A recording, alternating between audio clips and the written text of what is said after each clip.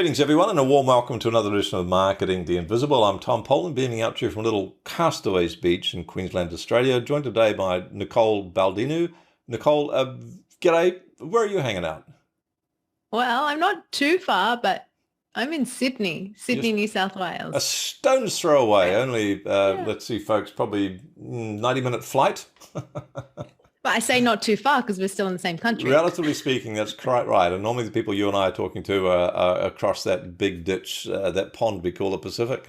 For those of you who don't know Nicole, she's co-founder and chief operating officer of the world-famous WebinarNinja platform, as well as the $100 MBA. She's also producer of iTunes' Best of 2014 podcast, the $100 MBA Show. And she co-hosts a new conversation podcast, Nicole and Kate Can Relate. Sounds very interesting. So the title today, Nicole, that you've volunteered yourself to be put under the spotlight on is How to Turn Cold Leads into Warm Ones. Very good idea with webinars. So our 7 minutes starts now. Question number one, Nicole, who's your ideal client? Okay. The ideal client, Tom, that we serve is an independent business owner. So they could be a solopreneur. They run their business on their own, or maybe they have a small team. They can be a course creator, a coach, a trainer, a consultant, and usually, they're a company of one. Perfect. The solopreneur who's giving advice, services. Question number two then, 6.5 minutes left still. What's the problem you solve for them? So these independent creators, these companies of one, they have an expertise to share. They've got something they can share with the world and they want to share it at scale. And so they're trying to build their audience. They're trying to grow that email list. They're trying to get in front of more people. And so we help them do that with WebinarNinja. Right. With a webinar, they can capture a lead and they can then continue to build that relationship, that trust with that audience member, and who can turn into a potential customer. What I love about this idea is your clients have got groups, audiences, and they are educating their group and they're motivating the group and they're qualifying the group before they get to the one-on-one consult. That's scalability. So tell us, question number three, 5.5 minutes left. What would you say are some of the typical symptoms of your ideal client before they find your solution? What's going on in their business that they think, I need to take action on this?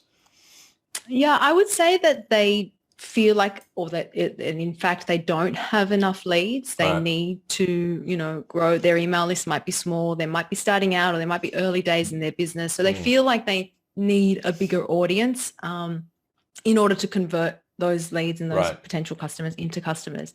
So they're also, and I talk to customers. I love doing customer interviews. They're stressed out. They're overwhelmed. Right. I mean, when you're starting a business, you're wearing many hats. They're often doing all the aspects of their business. Right. And so, trying to grow that audience at the same time, as well as handling every other aspect of the business is overwhelming. Thank you for that. Question 4, 5 minutes left. We're talking about solopreneurs who are generally growth orientated. So they're going to be trying stuff to solve the problem of not having leads coming in.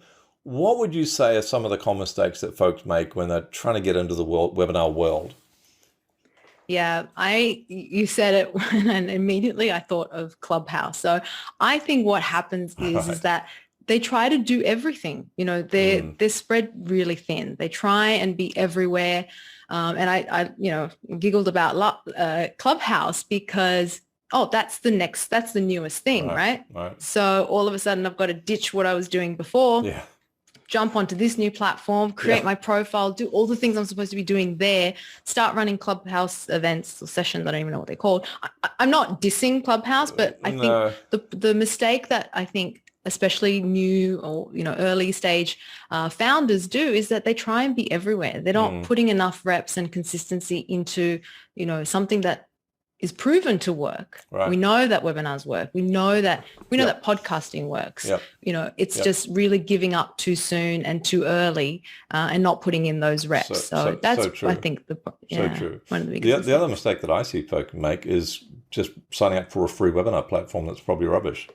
Or a super cheap lifetime deal thing where Yeah, and it's not well supported and so on. But anyway, that's probably my little hobby horse. 3 minutes left. One valuable free action. What could people do that would kind of like a step in the right direction?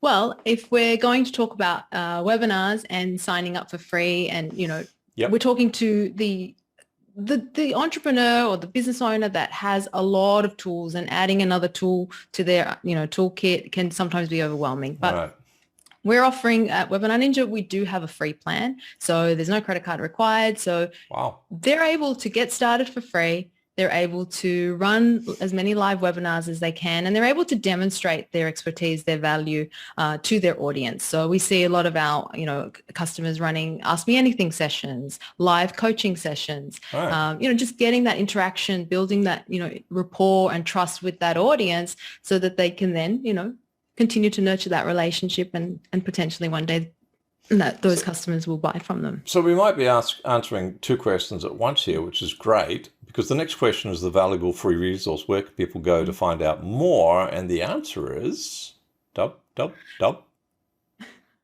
So they can go to webinarninja.com/sell your course. Omar, who's my co-founder and the CEO of Webinar Ninja, he's put together this brilliant 15-minute course. So anyone who wants to start an online course or has an online course already, they can, through this 15-minute course, and it's completely free, they can learn how to attract their ideal clients, convert them into customers, and turn them into raving fans. And what's cool about this course as well is that he'll also show you how to generate testimonials from these raving fan customers that will in turn allow you to attract more customers into your cohort, into your course, using live webinars. So very clever, very valuable and very clever. So webinarninja.com/sell your course. Super duper. Thank you very much. Online course sales machine. Yeah. And so question number 7, last question, and we've got 70 seconds left, so plenty of time. What's the one question I should have asked you but didn't?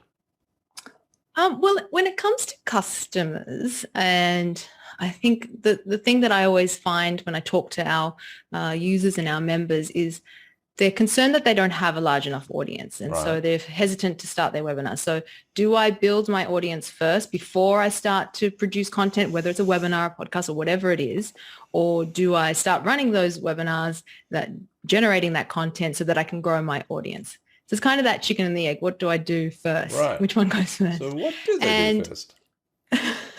Well, we recommend that it doesn't matter how many people you have at those first webinars, because going back to what I said before, it's putting in those reps, it's refining the content, it's getting better and better. And the more you do it, the better it'll be, and the more, audience members you'll attract. Get started. Of course, we recommend get started. Perfect. Nicole, thank you so much for your time, your wisdom, and your insights. You're welcome, Tom. Thank you. Cheers.